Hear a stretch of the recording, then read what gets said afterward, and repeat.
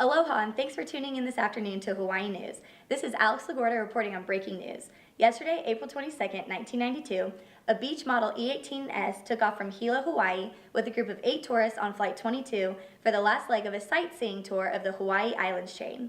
However, yesterday, the young pilot inexplicably flew off course and into a layer of haze and thick clouds that obscured much of the island of Maui and Mount Helicana that lay just north of this planned route. Moments later, the plane crashed into the side of the volcano and killed all 8 tourists and the pilot. We will now go to a witness who was located at the base of Mount Helicala to hear his recollection of the story. Thanks, Alex. I'm joined here with Forrest Gump. Forrest, can you go ahead and tell me what you saw on the mountain? Well, all of a sudden I heard a plane coming.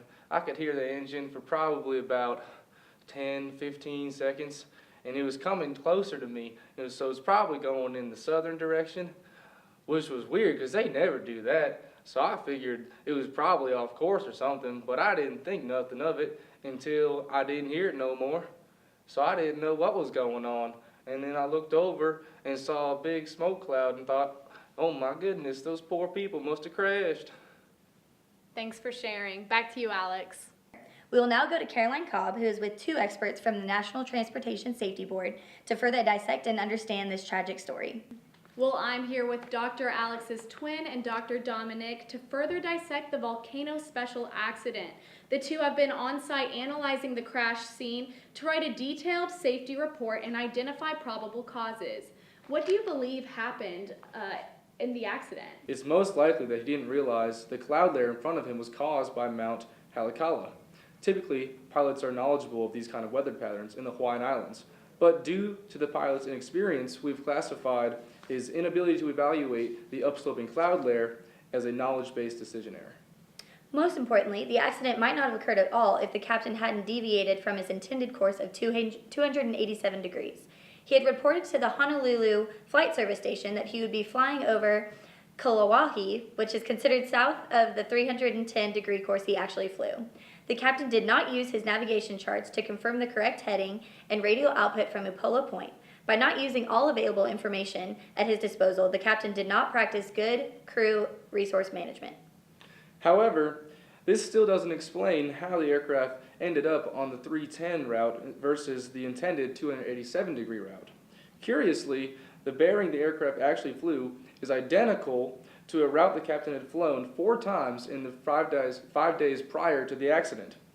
It seems entirely plausible that the pilot could have just forgot to reset the OBS to the new coordinate or even just forgot to reset it at all. Either way, we've decided that it's a skill-based error was committed.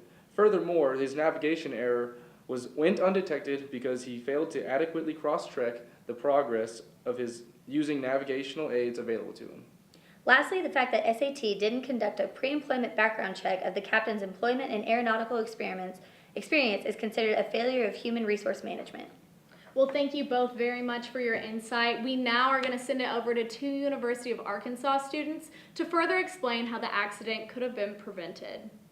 Thanks, Caroline. First off, SAT could have performed a proper background check of the pilot's previous experiences and qualification to determine that he was unfit to fly tourists. Secondly, SAT should require meteorology courses for all of their pilots to understand the typical weather and cloud formations in the Hawaii area. They could also implement proper emergency procedure classes to not only ensure their pilots have proper experience and also training. Airplane manufacturers could also look into having the OBS radial degree blink or flash until properly set to avoid skill-based errors. Had this OBS radial degree been blinking or flashing, the pilot might have remembered to set the proper radial heading.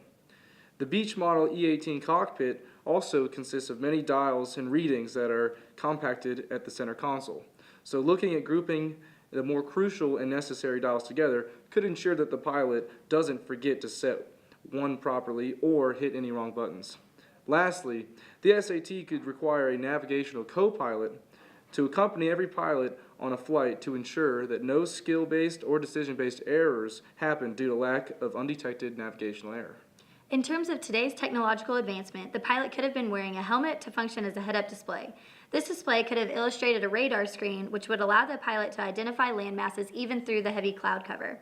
This display could have also depicted a radial heading, which might have caused the pilot to realize that he was on the wrong course. The head-up display or use of glass cockpit could allow the pilot to select the proper instrument readings and could have prevented the accident.